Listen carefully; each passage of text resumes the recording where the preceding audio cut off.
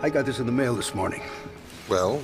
Well, I can tell you, free for nothing, where this came from. You mean who sent it? No, I'd have to charge you for that. No, this came from an ad for a movie called Meeting at Dawn, and the ad is in all the magazines. Well, sir? What am I going to do? I'm sure I don't know. But this is not just the usual junk from an anonymous crank. Wolf, someone is going to try to kill me. I don't know who, why, when, or how, but I want some protection. And I want to buy it from you. I could feel a yawn coming on. I'd heard Wolfe tell at least 50 scared people of all ages and conditions. If someone is determined to kill you, the fact is that they will succeed. We knew Ben Jensen from the Peter Root case. I'd always thought Jensen would have bought the military secrets Captain Root had tried to sell him if he'd been able to figure out how to use them. He was a publisher, a politician, and in my opinion, a poop. That's why I want to hire your brains. You might be able to interest the police, and if not, we can provide a list of reliable detective agencies who can provide bodyguards. What about him? Major Goodwin is unavailable. He's an officer of the United States Army. He's not in uniform. Officers in military intelligence on special assignment have freedoms. Special assignment? Yes, he assists me in various projects entrusted to me by the Army, such as the affair with Peter Root, which resulted in his court-martial and conviction. It leaves me little time for my private business. What am I going to do? I suggest you use your own brains and give up the idea of renting mine. Go about your business, but with reasonable vigilance. When licking envelopes, for instance, examine the mucilage for signs of tampering. When opening a door, stand to one side and fling it wide before crossing the sill. Bear in mind your correspondent is severely restricted by saying, "I will watch you die." This person has to be there when it happens. Good God. There's no panic is called for, sir. How many people, Archie, have threatened my life in the past 10 years? About 22. Phooey, at least 100. And I'm not dead yet. Mr. Jensen, I'm not dead yet. Jensen pocketed the clipping and left. No better off than when he came, except for the valuable tips about licking envelopes. Cornwall and Mayor, if you decide to hire a bodyguard, have the best man. There you are. That's all right, come on.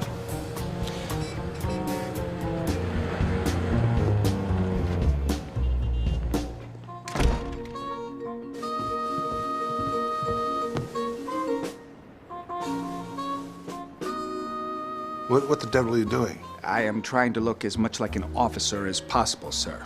Yes, I have an appointment in Washington day after tomorrow with General Carpenter. Oh, indeed. Yes, I want to take an ocean voyage. I have thought of a crushing remark to make to a German, and I'd like to use it.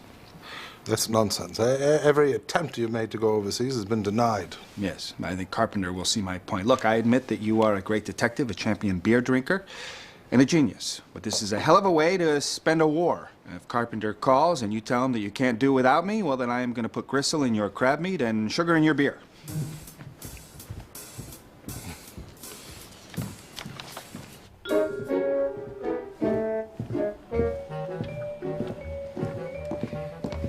Morning, Fritz. Whoa.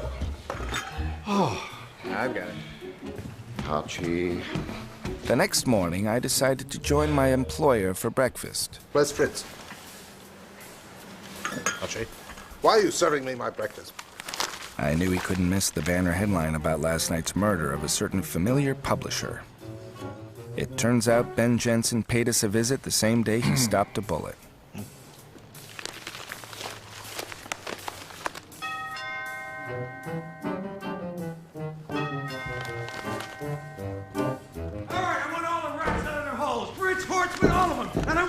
To start talking, especially that big one in here. Jensen came to see you yesterday, 12 hours before he was murdered. Not interested, not involved, not curious. Why? Why did you decline to work for him? What did he ever do to you? Nothing. I don't do that kind of work. You know that. Besides, he said he had no idea who intended to kill him. And a man who receives an anonymous threat is either in no danger or his danger is so acute that his position is hopeless. Yeah, that's what he told Cornwall, you said. And he now thinks you passed because you knew it was too hot to handle. Naturally, Cornwall's bitter. He just lost his best man in Doyle. 20 years in the game. Okay. He and Jensen spent the day together. After dinner, they went to a meeting. At 11:20, they arrived at Jensen's apartment building.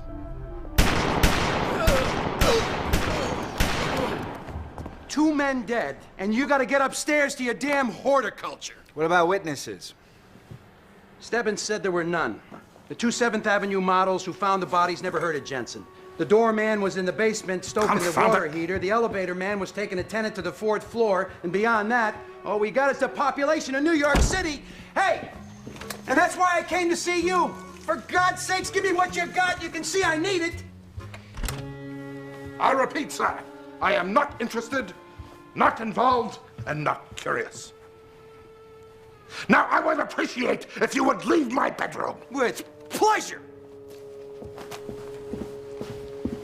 Here's an extra funny paper. And don't throw that paper ever! That black silk bed cover of his can be used for a shroud when the time comes. Let me know. I'll come over and help you sew it up.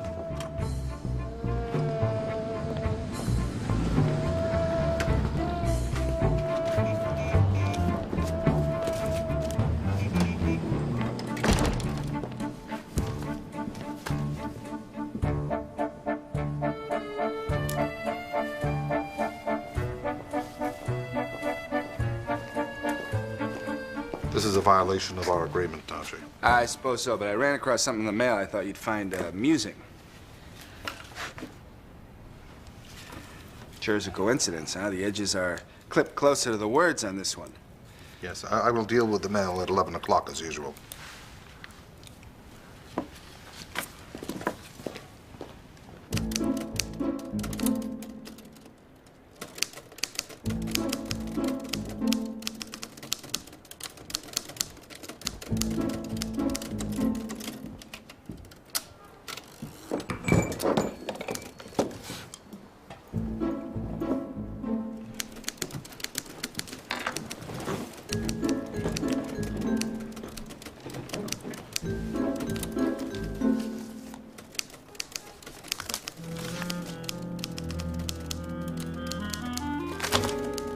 You will, of course, postpone your trip to Washington. Why? Because of that tomfoolery?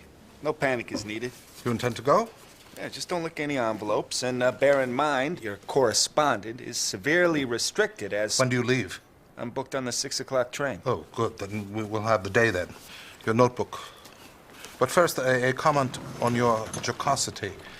When Mr. Jensen showed us that thing, we had no inkling of the character of the person who sent it. We no longer enjoy that ignorance. I agree, and if you decide to stay in bed until I return from Washington, I won't tell anyone. Well, that thing was not sent to you. True. Learn the whereabouts of Captain Root. Locate Mr. Root. Well, that's easy. He was put away for 3 years in the cooler. Well, then call General Carpenter and arrange for him to be brought here, as well as any records of Root. Inform Mr. Kramer of these developments and find that fiancée of his. Ah, Jane Gear. Yes, she raised quite a ruction about Root. She called me a mongrel bloodhound. Not a good epithet. Contradiction in terms. I've sort of struck up a kind of acquaintance with her. Yes, excuse me for interrupting, but you have a train to catch, don't you? Would you like to see her before I leave? Well, you have a habit of knowing how to locate personable young women without delay. I called Kramer, General Carpenter, and then went in search of the elusive Miss Gear. It took most of the afternoon. It was not my opinion that this special item of God's second bounty for man was guilty of premeditated and cold-blooded murder. She claimed she was being framed, but she had a different slant on the Peter Root case. And after Wolfe is finished, do you take me down to the station? Now listen, Tiger Eyes, do you see me sneaking up behind you? I should have known. You with so many women, you have to issue ration coupons, and yet you find so much time for me. Well, you know why. Do I? You've got a mirror. Now, I understand that you have acquired a slightly different slant on Captain Root since you called Mr. Wolfe a mongrel bloodhound. I was taken in. I thought Peter was innocent and being made the goat. Ah. But I'm over that, as you should know. Unless you're a two-faced subhuman pithecanthropus. Am I? After my experience with the charming, irresistible Mr. Root, I wouldn't marry a combination of Winston Churchill and Victor Mature. I wouldn't even marry you. Oh, I know you're disappointed. But I'm going to become the first female vice president of the biggest advertising agency in the country, and I never will if my name is made public as a murder suspect. I see. Well, I'll tell you what, you shouldn't use that line of Mr. Wolfe. See, he has a peculiar attitude toward women in business. I'll handle Nero, Wolfe. Oh, you will, huh? You'll handle Nero Wolfe. Well, hooray for you. No one else has. Now, come on. I can't miss all my trains. Let's go. Drink up.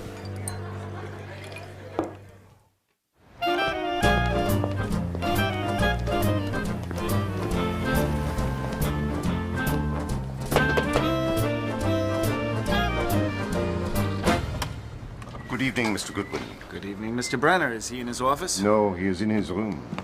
Excuse me. I beg your pardon. I need to see Mr. Wolfe. Well, I'm sorry, he has an appointment.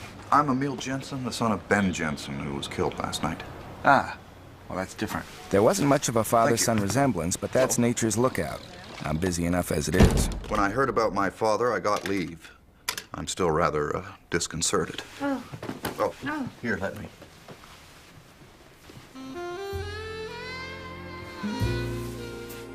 Sir, yeah, I have, Miss Gear here. Also, Emil Jensen just arrived, son of Ben Jensen. I'm engaged and can see no one. Yeah, for how long? I'm making no appointments this week, Archie. I see, but you said that you... Tell them that, please.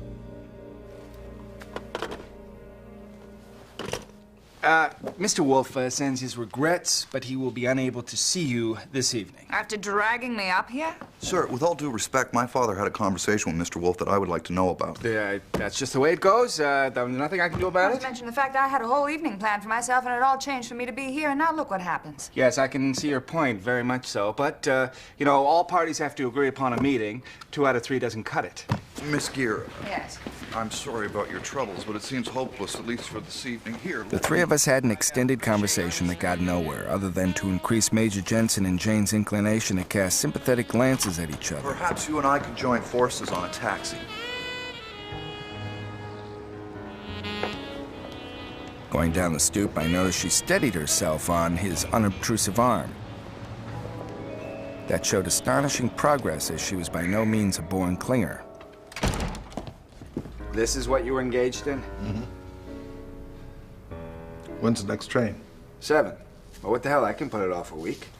No, I know what's on your mind. My motive is selfish. If I'm with Carpenter when the word comes that you've been killed, I'll never get my transfer. Confound it, I have no intention of being killed. Get out of here.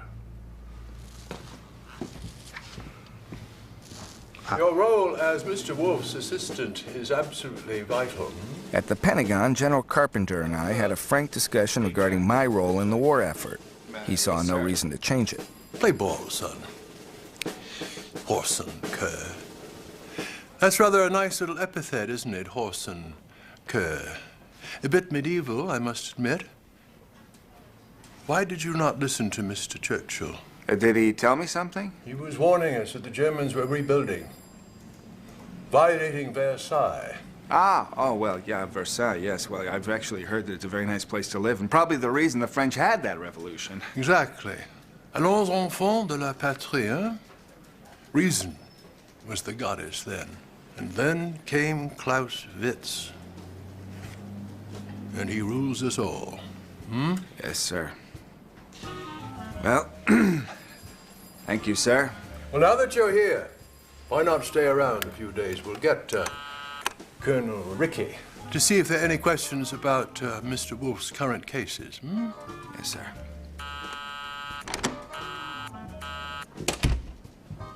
Yes? Colonel Ricky? Dickie, sir. What's that? Dickie. My name's not Dickie. I'm General Carpenter. I'm Dickie, sir. Well, of course you are. Proceed. Questions? Yes? You wanted to know if we had any questions about the cases Mr. Wolfe is working on. Yes, yes.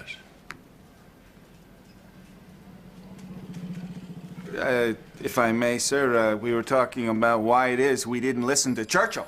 Yes, on the Treaty of Versailles, indeed. As Flavius Vegetius Renatus once remarked, those who prepare eagerly during peace mount without delay during the confusion of battle. No one listened. No one. And then they came across the fields of Europe and took France. Just like they did during the Great War. Just like the Goths did during the sacking of Rome. And what the Dodgers tend to do to Cleveland. Play ball. Dickie, there's a hard G in that Latin name, you know. It's Virginius. I stand corrected, sir. Absolutely. I should think so. Allow me to invite in the staff. Good. Proceed. Thank you, sir. Questions, gentlemen?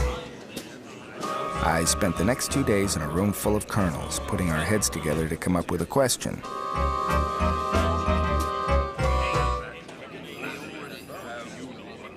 I wondered what Wolfe was doing.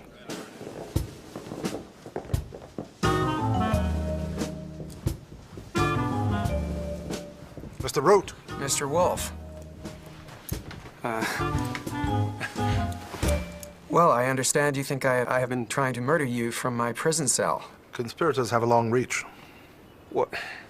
Jane has broken it off with me. I haven't seen her since the trial. The phone records from prison indicate repeated calls to Ohio. My mother teaches first grade in Danforth. She is a very forgiving person. She believes you're innocent. What about your father? Well, I wouldn't know. He abandoned us 10 years ago. Last I heard, he works in a war plant in Oklahoma. What about brothers or sisters, anyone who might feel rancor at the injustice done to you? No one would take a subway ride, much less commit murder in order to avenge me, Mr. Wolfe. A patriotic traitor would have advocates.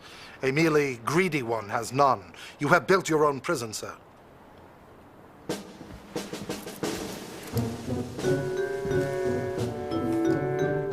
Gentlemen, any pearls of wisdom as yet? 36 of us went over.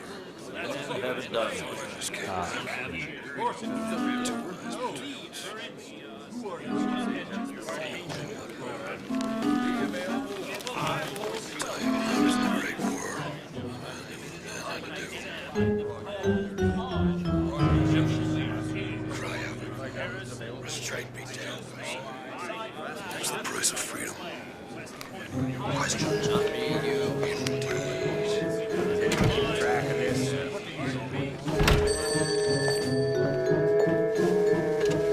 Mr. Wolfe's residence? Fritz, it's Archie. Where is he? Well, he's in bed. He had a hard day. Doing what? Never mind. Do you happen to know if he read the Star today? Well, he never does. It's only my copy. Take a look at page 11, lower right. Just a minute. Page 11. Did you phone all the way from Washington just to make a joke? No, I don't feel like joking. Who did it make you think of? Well, it entered my mind that there's just a description of Nero Wolfe. Ah, right. Right. Well, you tell him that it looks to me... Well, no. I'll just... that'll annoy him. Never mind. Just show it to him, all right? Yeah, show it to him, and I'll see you tomorrow night.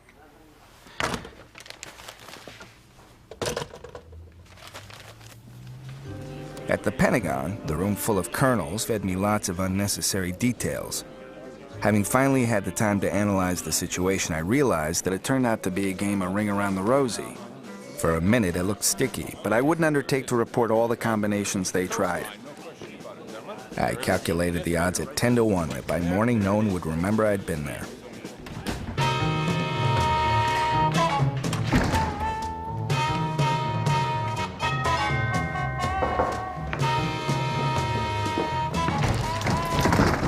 Hello there, Fritz. Good to see you. Good to see you. Very good to be home. Yes, I see he's up working late. Fritz, I am officially AWOL. A-W-O. You must be Archie Godwin. Goodwin. Bring me another highball, would you, Fritz?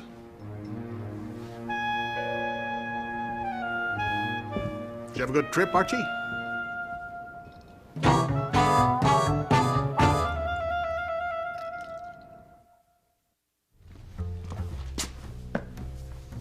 Interesting reading. Peter Root's prison records. Yeah. You going to Europe? Am I going to Europe? You know damn well I'm not. Did you stop in the office on the way up?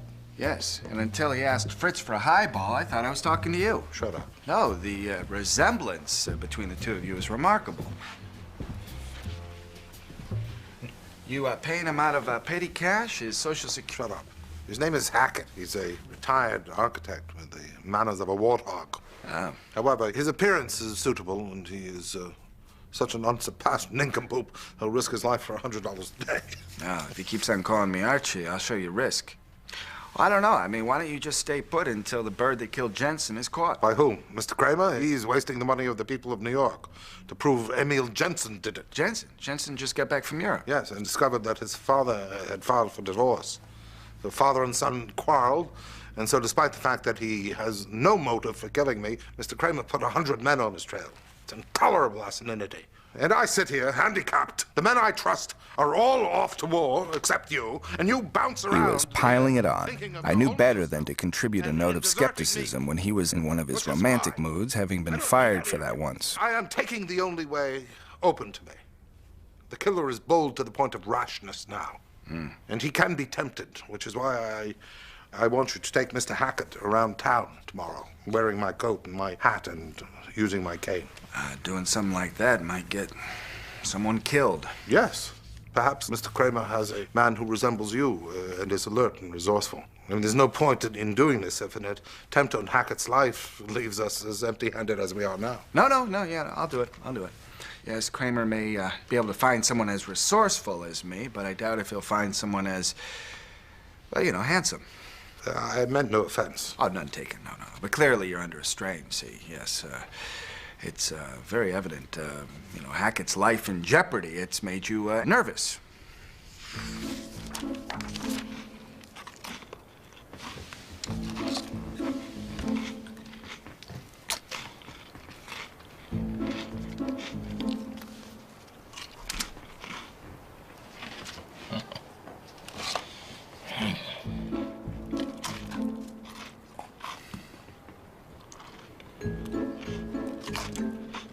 What are you eating?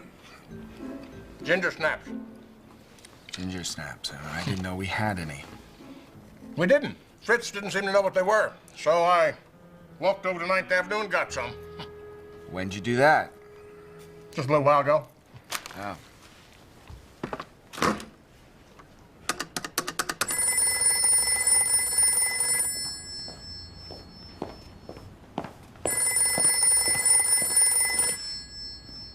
Archie, this is the second time this week you have interrupted. I don't care. He is eating ginger snaps. What did you say? Eating ginger snaps, making crumbs in your chair. Get him out of the house. Mr. Hackett, you and I are gonna go for a little walk. $100 is a large reward for a small effort, and I understand that someone may mistake me for Wolfe and try to kill me, but if it's more complicated than that, if the intention is for you to shoot me and say Wolfe is dead, I'd like to say very emphatically that that would not be fair.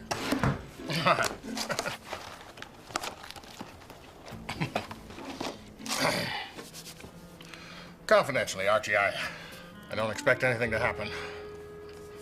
I'm sanguine by nature. Yes, well, I'm sanguine by nature, too, Mr. Hackett. Come on, let's go for a walk.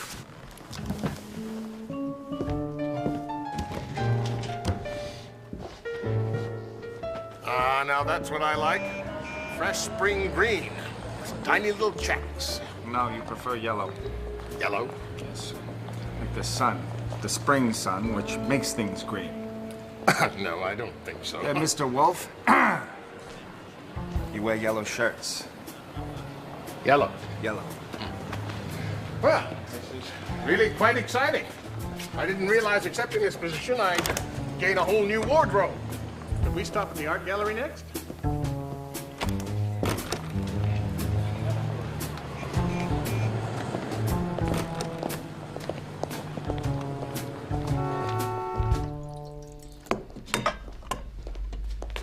They tried to get him from the top of the Palisades with a howitzer, but they missed. Other than that, it all went fine. Satisfactory. Call Miss Gear and say I would like to see her this evening at 6. I doubt she'll come. Use your powers of persuasion. She has not seen me before. It will be a good opportunity to test Hackett. When you seat her at the far end of the desk. I would like to observe her through the hole. Then she is on your list. It will give her a chance to kill Mr. Hackett. Very efficient. Admirable. Thank you. Jane arrived at 6 sharp with a military escort. Well, 2 on 1 hook. We were having cocktails and Major Jensen decided to come along on the spur of the moment. I hope you don't mind. Well, if you could just wait in the front room, I have to check on Wolfe. All right. Oh, here we are.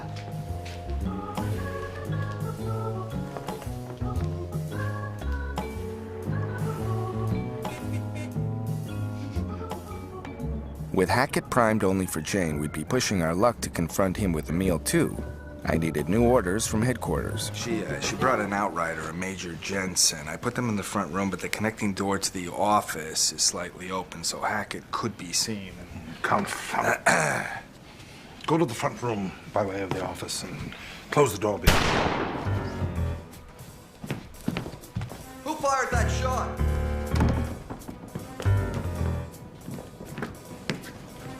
Did you fire a gun? No, did you? Did you? You idiot. Why would I fire a gun? Let me see the one you're holding. Now, if you don't mind, I'd like you to search me. Attaboy.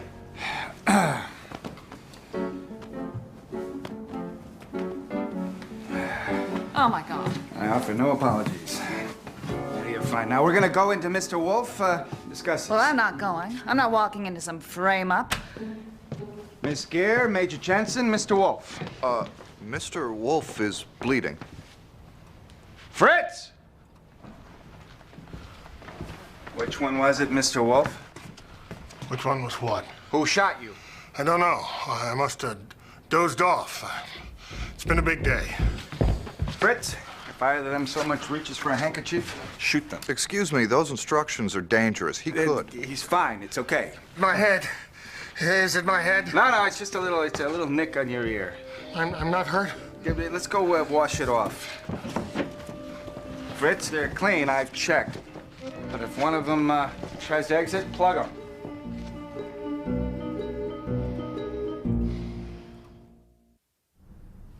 It seems incredible to me that one of them could shoot me from the front room without me seeing anything. Now, see here. If you think Wolfe shot you or I shot you, then you have fleas in your brain that need attending to. Now, just hurry back. Do not try to help me, and just look wise.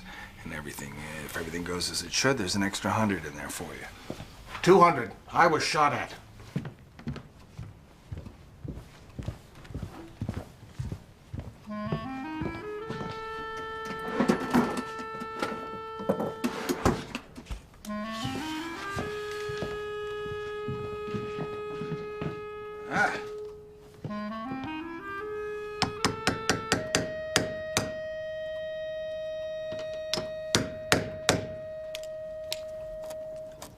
Bullet.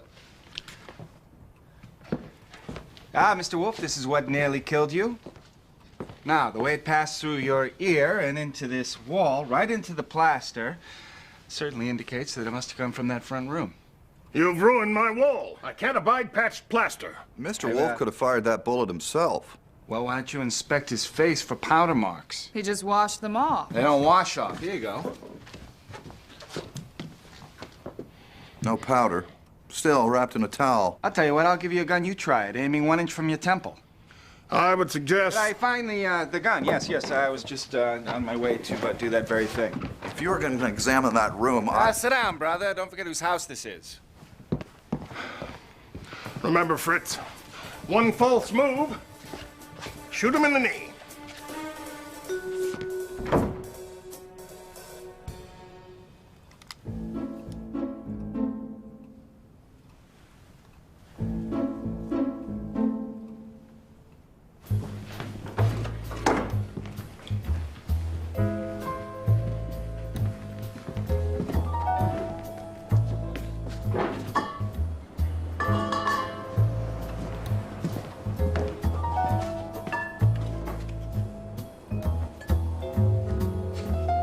Yours? No. Good.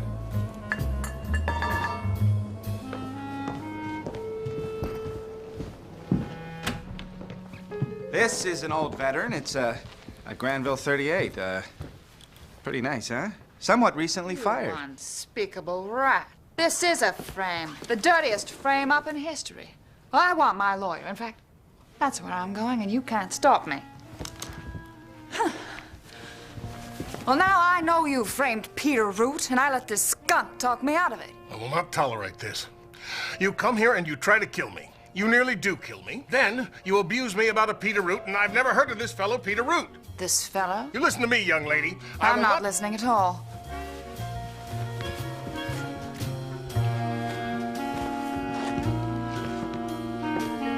How do you do? I am Nero Wolfe. If you don't mind, sir, remove yourself from my chair. All right, all right. Who the hell are you? I have introduced myself, sir. That gentleman is a temporary employee. When my life was threatened, I hired him to impersonate me. You may go to the kitchen, sir. Fritz, take him. Fat coward. I hired this man not out of cowardice, but conceit. I am insufferably conceited. Should I be killed, I doubted that the murderer would ever be caught. Should another be killed in my place, I would still be alive to attend to the matter myself. You said you were going to say something. You haven't said anything yet. What I wish to say is this. It is demonstrable that the shot came from the direction of that door to the front room. Do you both assert that at the instant you heard the shot, you were together? Yes. Yes? Get Inspector Kramer on the phone, Archie. Oh, so Jane was right. This is a frame-up. It seems to me that calling the police in is a dirty trick of yours. May I ask, Miss Gear, how long have you been acquainted with Major Jensen? 2 days. I met him here. Is that accurate, Major? Entirely? Inspector Kramer, please. Not long enough to form an attachment warranting any of the costlier forms of sacrifice? What? Your mutual assertion that you were together when the shot was fired is a blessing for the one who fired the gun. But when the truth comes out, and I assure you it will, for the other, it will mean disaster. Inspector Kramer on the line? Mr. Kramer.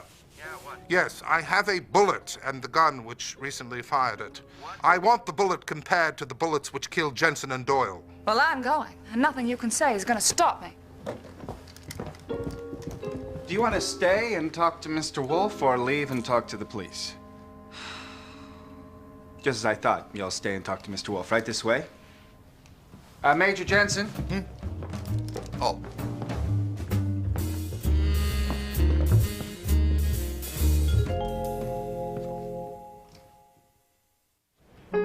Kramer had a man at our door in 10 minutes and carried off the evidence.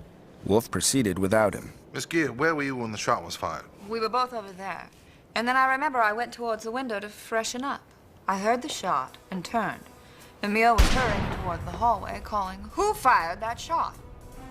Do you concur, Major? Yes, we were just where Jane said. She turned to open her purse, and I took a few steps off to give her some privacy. I heard the shot, but with all the doorways and halls, I couldn't locate it. So I called out, "Who fired that shot?"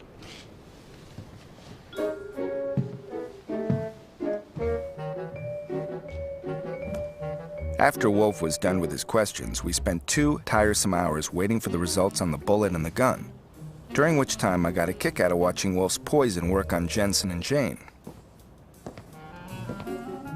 The one who hadn't fired the gun was suspicious of the one who had. The one who had fired the gun acted suspicious of the one who hadn't.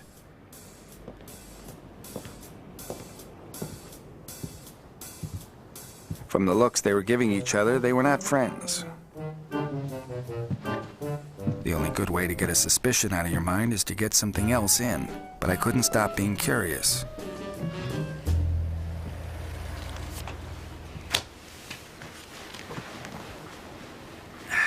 Philly, look at this. Oh, a search warrant, huh?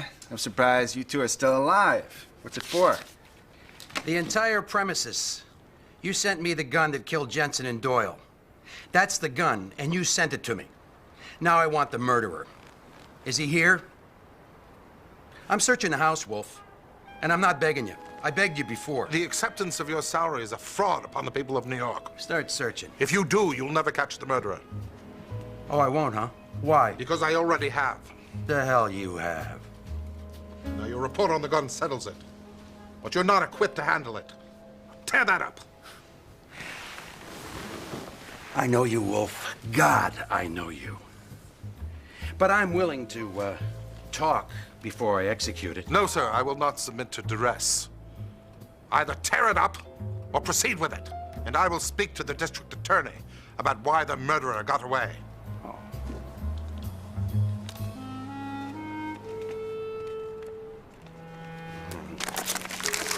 Confound it! Don't you ever waste your time like that again. You understand me? Or mine? Now, who did it? I don't know. You just said you did! No, I said I caught the one who did. And I have. The murderer is in the house.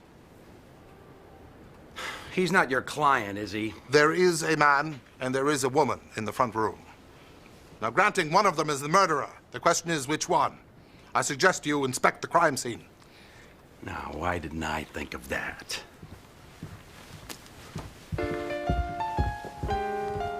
Inspector Kramer and Sergeant Stebbins proceeded to investigate. They measured distances, computed angles, extrapolated trajectories, and debated long division.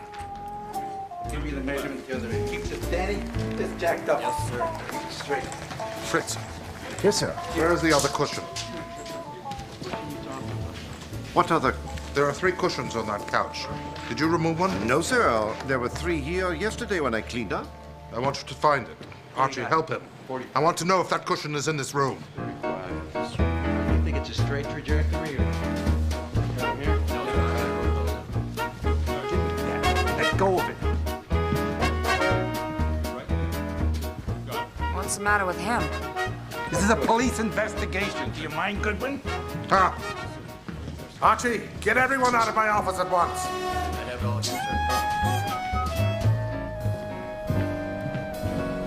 Coming, Inspector.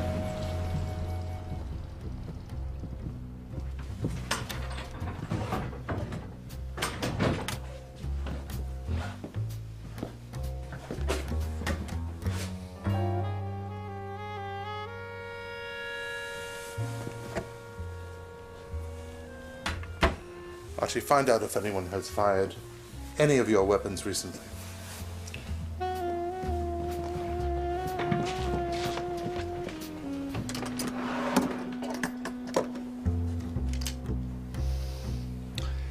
Yes.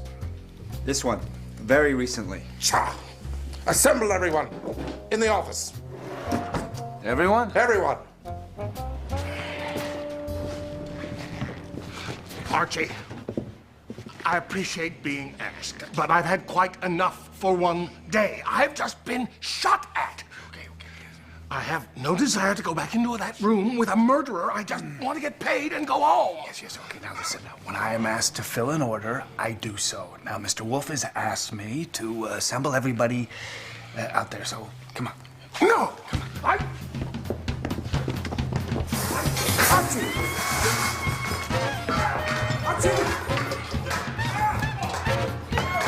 You can't do this!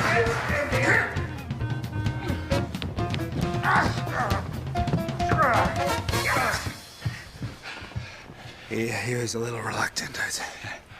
You're a murderer, Inspector. What? I found this in his pocket.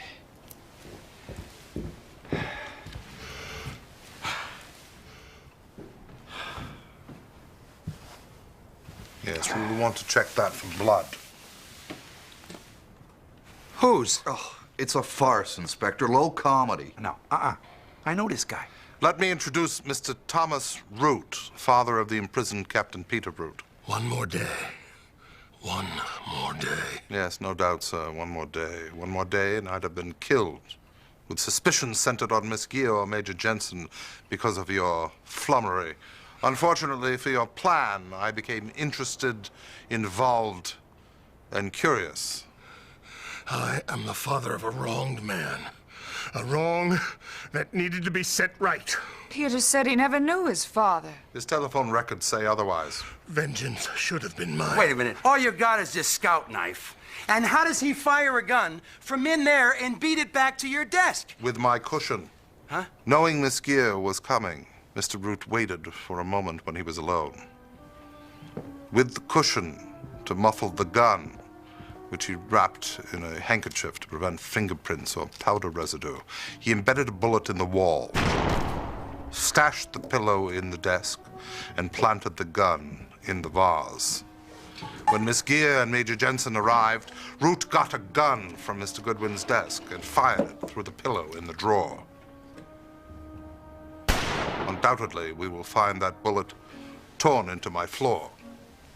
And when Mr. Goodwin went to the front room, Root returned the gun to Archie's desk, then used the knife to cut his ear. Hold it. You can't prove that. How can you prove that? I don't have to. Oh, the court's just gonna take your word for it? Much as I would like to see him punished for threatening my life, it will be easier to convict and execute him for the murders of Jensen and Doyle. That's where I've seen him before. The doorman. Remember, Inspector, I told you, the fat nitwit who was just hired, and he quit his job the day after the murder. You shaved your beard. You'll pay for this, Wolfe. A father has rights beyond the law! Get him! Sit down!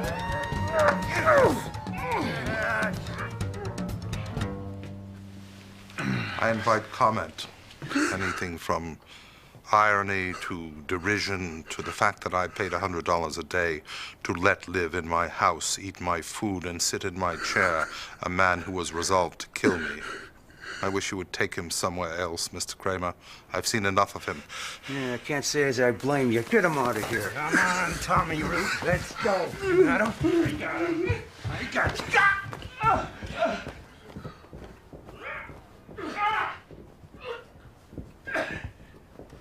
That was absolutely brilliant. It was merely a job. I owe you more than an apology, Mr. Wolfe. You were not my client, sir. No, for my father. Well, in that case... Wait a minute. Yeah, in that case, right? When your father came to him and told him somebody was trying to kill him, he said he could do nothing for him. And that's exactly what he did. Nothing. So legally, you don't owe him a thing. Ah.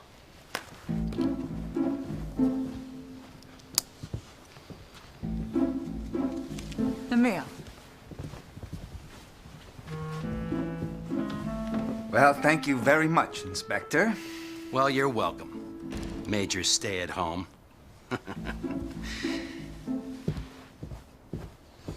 You know, Wolfe, you weren't interested, and you certainly weren't involved, and you definitely weren't... You weren't concerned.